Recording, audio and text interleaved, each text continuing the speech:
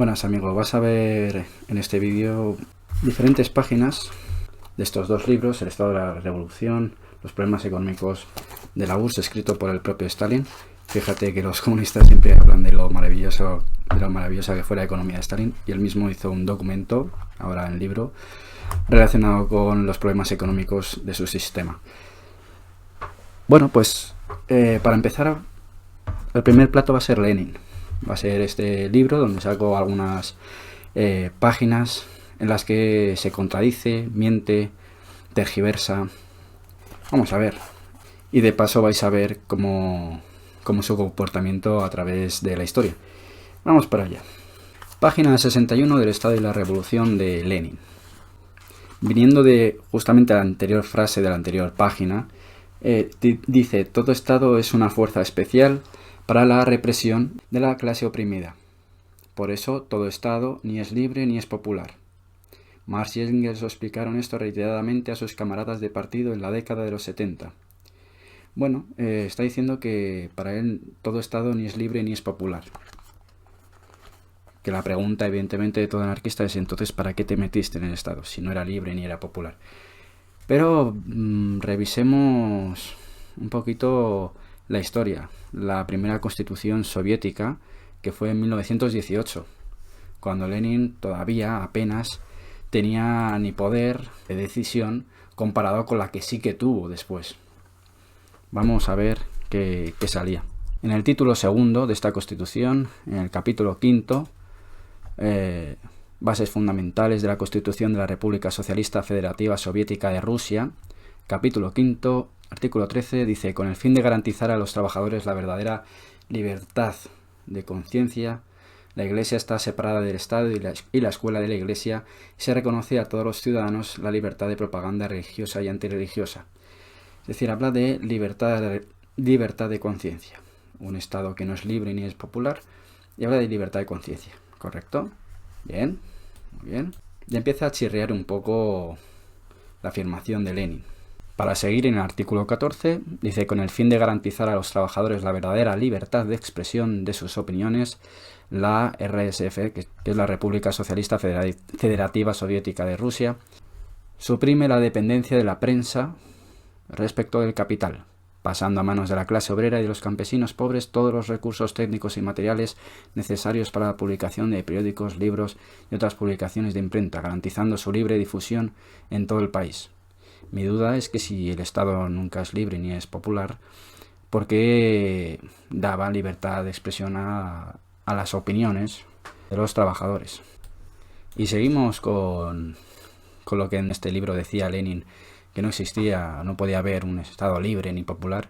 Pues al año siguiente, en la Constitución, que él y su partido también participaron, decía, en el artículo 15, con el fin de garantizar a los trabajadores la verdadera libertad de reunión, la RSFSR reconoce a los ciudadanos de la República Soviética el derecho a organizar libremente reuniones, mítines, manifestaciones, etc., poniendo a disposición de la clase obrera y de los campesinos pobres todos los locales adecuados para la organización de reuniones populares, con mobiliario, alumbrado y calefacción.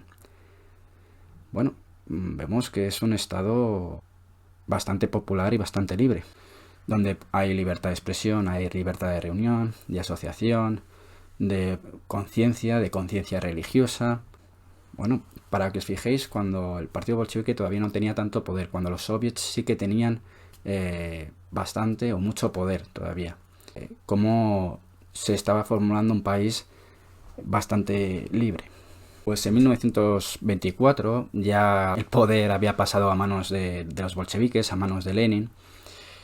Se crea el Consejo Superior de Economía Popular, que es como si el Estado no es popular, ¿cómo vas a tener un Consejo Superior de Economía Popular? Cuando economía y política van de la mano, es decir, Estado y economía van de la mano. Y quería yo hacer esta diferenciación entre una constitución donde Lenin todavía no había alcanzado totalmente el poder y una constitución en la que sí, como en el artículo 68 se dice: el Consejo Superior de la Economía Popular y los comisariados del pueblo de abastecimiento, finanzas, trabajo, inspección obrera y campesinas de las repúblicas federadas, estando subordinadas a los comités ejecutivos centrales y a los consejos de los comisarios del pueblo de las repúblicas federadas, aplican las directivas de los comisariados del pueblo correspondientes a la URSS. Es decir, ya se empieza a ejecutar lo que viene siendo una jerarquía bastante centralizada, poquito a poquito siendo centralizada. Es Stalin el que lo perfecciona del todo. Aquel poder de los soviets se ve reducido a la nada. Aquel poder de los sindicatos se ve reducido a algo irrisorio, porque como vemos en el artículo 68 son comités ejecutivos los que aplican las medidas, que al final viene de arriba todo, ¿no? Solo hay que leer un poquito de historia para saber que los que mandan eran la cúpula. Y os acordáis, ¿no?, de aquella constitución de 1918 soviética, donde se hablaba de libertad en muchos aspectos. Bueno, pues artículo 69 de la de 1924. El derecho de amnistía, así como el derecho de gracia y de rehabilitación en lo que concierne a los ciudadanos condenados por los órganos judiciales y administrativos de las repúblicas federadas, es decir, condenados por el partido bolchevique realmente, por los suyos, está reservado a los comités ejecutivos centrales de dichas repúblicas. Es decir, está reservado a los que han sido elegidos a dedo por el partido y en la sombra, o no tanto en la sombra, por la cúpula. Es decir, Lenin y sus allegados. Y para culminar en esta incidencia que hago yo en cómo el poder cada vez iba más centralizado en cuanto lo tocaba más el partido bolchevique y lo tocaba más Lenin, como en la primera Constitución dice en el artículo 10 del título segundo del capítulo quinto: la República Rusa es una libre comunidad socialista de todos los trabajadores de Rusia. Bueno, todo el poder en los límites de la RSFSR pertenece a la totalidad de la población obrera del país, organizada en los soviets. Es decir, todo el poder para los soviets. Ya veis, si recordáis, en la de 1924, como dice, que el poder está más bien en las manos ejecutivas, en comités centralizados. Es decir, como donde dije digo Diego, y como hace de un Estado que sí que era más libre, que era mucho más popular, lo convierte en lo que él afirma y en el fondo quería, que era un Estado que no fuera ni libre ni fuera popular. Es un acto de sinvergonzonería, es un acto de ser un cara dura. Pero oye, por lo menos él ya lo avisaba. Eso sí que es verdad. Disimuladamente, pero lo hacía. Siguiente paginita. En la 67 del mismo libro de Lenin, El Estado y la Revolución. Aquí simplemente es una bobería que dice: el proletariado necesita el Estado. Repiten todos los oportunistas, socialchauvinistas y kautskianos, asegurando que tal es la doctrina de Marx y olvidándose de añadir primero que según Marx el proletariado solo necesita un Estado que se extinga, es decir, organizado de tal modo que comience a extinguirse inmediatamente y no pueda por menos de extinguirse. Y segundo, que los trabajadores necesitan un Estado, es decir, el Estado proletariado organizado como clase dominante. El Estado es una organización especial de la fuerza, es una organización de la violencia para la represión de una clase cualquiera. Aquí por donde empiezo. Lenin escribió en 1917 que estaba a favor de que el Estado se extinguiera, porque lo decía Marx, y él, en cuanto llegó al poder, en cuanto tocó poltrona, la historia lo demuestra, no solo no lo extinguió, sino que perfeccionó su asentamiento y la dificultad para poder derrocarlo, y su resultado final y perverso en la figura de Stalin y de otros, porque el Estado es una organización de la violencia para la represión de una clase cualquiera.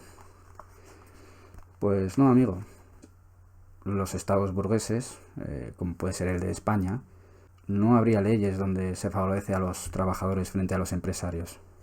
Los empresarios tendrían total libertad de expedir, tendrían total libertad de no tener por qué darte recursos de protección, no habría ningún tipo de multas frente a las empresas. Evidentemente también hay su parte contraria, el empresario tiene poder frente al trabajador de decisión. Para mí el Estado no tiene por qué ser, ya lo dije en otro vídeo, no tiene por qué ser la represión de una clase sobre otra. El Estado puede ser la represión de un grupo religioso sobre otro, de un grupo racial sobre otro, a veces también de una clase sobre otra, a veces le da a las dos clases, que es lo que yo quiero decir desde el principio. Página 72, aquí se vuelve a mostrar, no por el libro en sí, no por lo que él dice, sino por lo que luego hizo, cómo estaba mintiendo a la gente y cómo manipuló a la gente que probablemente leyó este libro en su momento y fue fiel seguidor de Lenin y de su partido. Dice, aquí la cuestión se plantea ya de un modo concreto, y la conclusión a que se llega es extraordinariamente precisa, definida, prácticamente tangible. Todas las revoluciones anteriores perfeccionaron la máquina del Estado, y lo que hace falta es romperla, destruirla. Vamos. Un cara dura, ¿no? Este hombre decía esto, es como Pablo Iglesias, ¿no? Que dice y se desdice según el momento. Y está simplemente reincidir, ¿no? En realidad es precisamente lo contrario, refiriéndose a las tergiversaciones según él que hacían otros marxistas del propio Marx. El pensamiento de Marx consiste en que la clase obrera debe destruir, romper la máquina estatal existente y no limitarse simplemente a apoderarse de ella. Bueno, señoría, pues no hay más palabras, no hay más que decir. Bueno, vamos con mi amigo Stalin, Yusif. Una de las peculiaridades de la economía política consiste en que sus leyes no son duraderas, como las leyes de las ciencias naturales, pues las leyes de la economía política, por lo menos la mayoría de ellas, actúan en el transcurso de un periodo histórico determinado y después ceden lugar a nuevas leyes, pero las leyes económicas no son destruidas, sino que cesan de actuar debido a nuevas condiciones económicas y se retiran de la escena para dejar sitio a leyes nuevas, que no son creadas por la voluntad de los hombres, sino que nacen sobre la base de nuevas condiciones económicas. Bueno, esto es una manera de aceptar el capitalismo y lógicamente por eso Stalin lo que hizo fue un capitalismo-estado, ¿no? Obligando a los campesinos a trabajar forzadamente, a no poder desplazarse a otros territorios, estaba prohibido que lo hicieran, y a que del fruto de su trabajo pues no hubiera emancipación, sino que el fruto de su trabajo fuera para el Estado, en concreto para financiar la industria militar, finalmente. Se dice que las leyes económicas tienen un carácter espontáneo, que su acción es ineluctable y que la sociedad es impotente ante esas leyes. Eso no es cierto. Bueno, pues entonces dejarían de ser leyes, ¿no? Si la gente puede cambiarlas, si la gente puede ir en contra de ellas, entonces dejan de ser leyes. Y aquí viene el Stalin más revisionista, la verdad. Y que bueno, como él era el que estaba ahí arriba, pues ¿qué le van a decir? En el capítulo segundo, la producción mercantil en el socialismo, dice: esos camaradas invocan a Engels, que dice: cuando la sociedad tome en sus manos los medios de producción, será suprimida la producción mercantil y con ello el dominio de los productos sobre los productores. Véase Anti-Düring. Esos camaradas se equivocan profundamente. Analicemos la fórmula de Engels. No se puede considerar que la fórmula de Engels sea bien clara y exacta, pues en ella no se dice si la sociedad toma en sus manos todos los medios de producción o solo parte de ellos, es decir, si todos los medios de producción pasan a ser patrimonio del todo el pueblo, o si solo pasa a serlo parte de ellos. Por tanto, esta fórmula de Engels puede ser entendida así y así. Vamos a ver. Engels lo dice claramente: cuando la sociedad tome en sus manos los medios de producción, será suprimida la producción mercantil. ¿Qué me estás contando? Es como si yo tengo una novia, digo: cariño, tú tranquila, no te voy a ser infiel con ninguna mujer. Y de repente aparezco en la cama con este señor, con Jordi NP, y se enfada, claro. Pues imaginaros si yo fuera Stalin, con su argumentación diría: no, pero no hablamos de ser infiel con hombres. No, nunca llegamos a hablar de que yo estuviera con otros hombres. Bueno, pues si alguien se toma en serio a este personaje, a Stalin, y cree que Stalin era fácil de ser destituido o que no tenía poder, esto lo llega a decir otra persona en la época de Stalin y igual tiene tiempo para despedirse de su familia, a lo mejor. ¿Qué es lo que quiere decir Stalin en esa frase? Fácilmente es: los medios de producción, decía Engels, que eran para la sociedad, pero va a ser que no, va a ser para el Estado, para mí. Y yo voy a decidir. Y tanto decidió que él fue el que creó e inició los planes quinquenales. Es decir, los trabajadores, vosotros a callar, mandamos de una manera centralizada desde el centro del poder y decidimos cómo va la economía en todo, en precios, en cantidades, en todo. Y vosotros calladitos. Los campesinos ni os mováis de donde estáis. Prohibido moveros fuera de vuestra propia provincia o de vuestra propia zona local. ¿Cómo, con qué cara pueden ir los comunistas abanderando la URSS y creyendo que van a convencer a otros de que sigan el ejemplo de la URSS? Es una vergüenza. No me extraña que sean minoría. ¿Los anarquistas son minoría?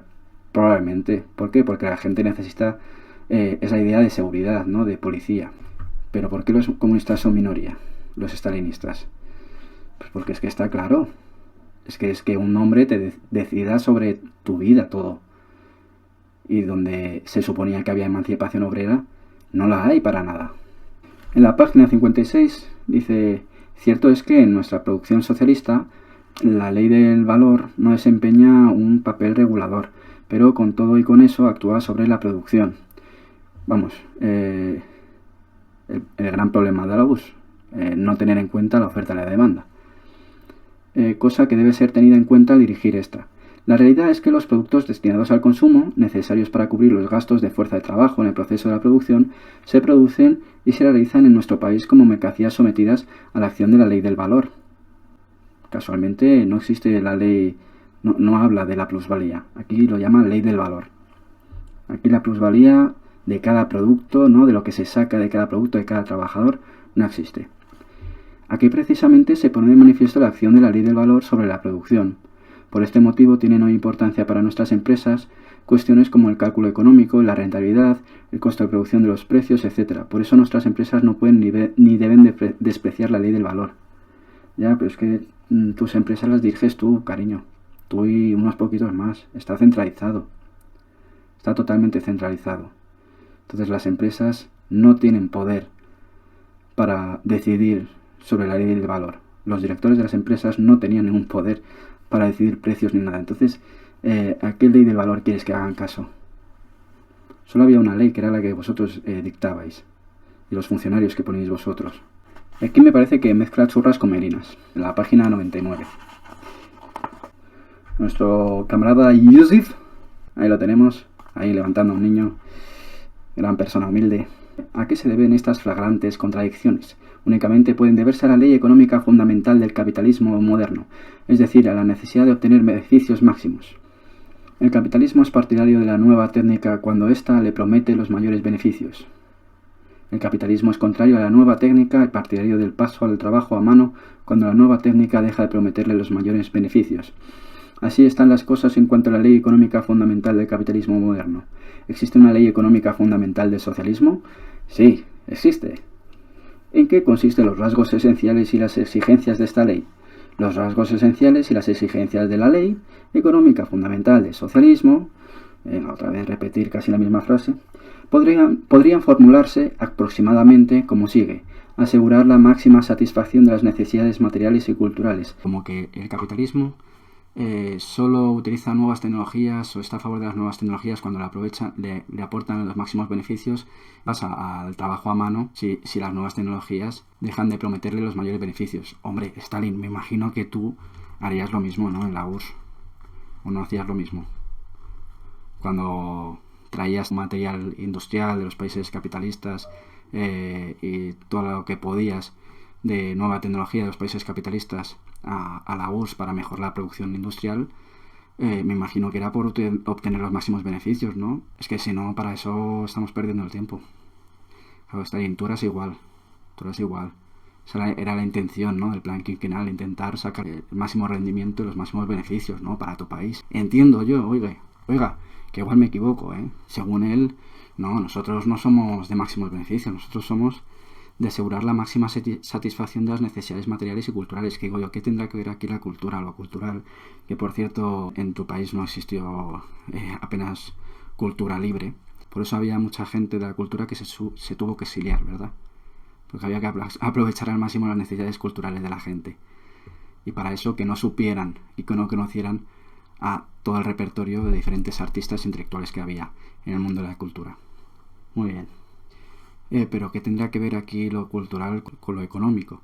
Bueno, y para los que intentan demostrar que Stalin, ¿no?, era una persona bastante tendente a la democracia, que se abolió el derecho varias veces durante su época, o que él también lo abolió, vamos a ver cómo durante alrededor de 30 años Stalin va poco a poco consiguiendo el poder.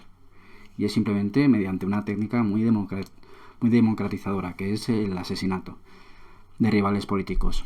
Todo empieza cuando en 1934 otra persona bastante importante dentro de los dirigentes de la URSS, que es Kirov, que está bastante en contra de la represión que utiliza Stalin y los castigos a los supuestos contrarrevolucionarios, pues este Kirov, en el Congreso del PQS de 1934, Kirov solamente recibió 3 votos negativos, siendo el candidato menos rechazado.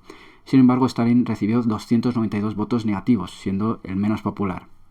Pero, casualidades de la vida, Kirov fue asesinado en Leningrado, en 1934, en ese mismo año. Aparte de otros asesinatos, ¿no?, como el de Buyarin y Rykov, o como el comisario del pueblo para la industria pesada, Piatakov, Radek, que murió en un campo de concentración, lo que llama Roberto Vaquero campos de reeducación. A ver, contame que che fai a profesora cando fas algo mal. Pues nos pegan. ¿Vos dicho? ¿Cómo que? ¿Qué dices que? Nos pegan. ¿Cómo se van pegar, mujer? No, eso no. Esta rapaza é peligrosa, mellor que non fale con Mellor ela. que non fale, esa non fales con Bueno, hoxe é o seu primeiro día. Cortastes eso. É que en directo, ese é o problema. Bueno, si habéis escuchado algunas cosas desagradables, ahora vamos. ¡Vas a flipar! ¡Palabra! De acuerdo con una estimación de los 139 miembros del Comité Central del Partido elegidos en 1934, 110 fueron detenidos, 98 de ellos ejecutados, con anterioridad a 1939. Solo 58 de los 1966 delegados presentes en el 17 Congreso en 1934 asistieron al siguiente evento congresual en 1939. Solo 58 de más de 1000. La purga se extendió también, no hay que olvidarlo, a la cúpula de las propias Fuerzas Armadas, como lo demuestra la ejecución de su representante más nombrado, el mariscal Mikhail Tukhachevsky. En 1940, el 75% de los mariscales, de todos los primeros responsables y vicerresponsables del ejército, el 91% de los comandantes de cuerpo, el 70% de los de división y de regimiento y más del 60% de los comisarios políticos habían sido arrestados. La gran democracia de Stalin. Ahí ya no se abolía el derecho, ¿no? Ahí ya no, parece ser que no. Toda la vieja guardia bolchevique fue por lo demás purgada, como lo demuestra el que a finales del decenio de 1930 ya no se encontrasen con vida la mayoría de los miembros de los comités centrales del partido designados entre 1917 y 1923, ni los 3 secretarios de aquel que se sucedieron entre el 17 y el 19. Stalin consiguió superar los más salvajes de los sueños de los responsables de la policía zarista en lo que respecta a la destrucción del movimiento revolucionario en Rusia. Así que cuando os preguntéis por qué Stalin estuvo en el poder hasta que murió, como Franco, pues os podéis hacer una idea de, pese a todas las promesas que nos hacen los comunistas stalinianos, de no, si la URSS era muy democrática, no, si la URSS realmente Stalin no tenía el poder absoluto porque decidían también otros, pues ya veis que si te cargas a esos otros y pones a los tuyos, te perpetúas en el poder y eres el que manda realmente.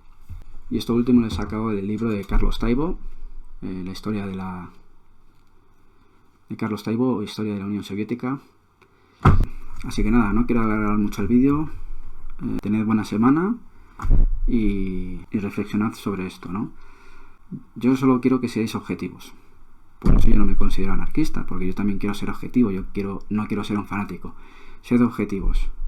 Cuando os hablen de las bonanzas de la URSS, os intenten manipular diciendo que realmente no era tan represiva, buscad estos datos, buscadlos por vosotros mismos y ved cómo Lenin, aquel gran líder que dicen muchos comunistas, era en verdad un fantasioso, un mentiroso, un manipulador que tergiversó lo que decían sus propias palabras y a veces también las palabras de Engels o de Marx, igual que hizo Stalin. No estoy a favor del capitalismo, pero desde luego que estoy en contra de la alternativa que propugnan algunos, que sea una vía parecida a lo que fue la URSS.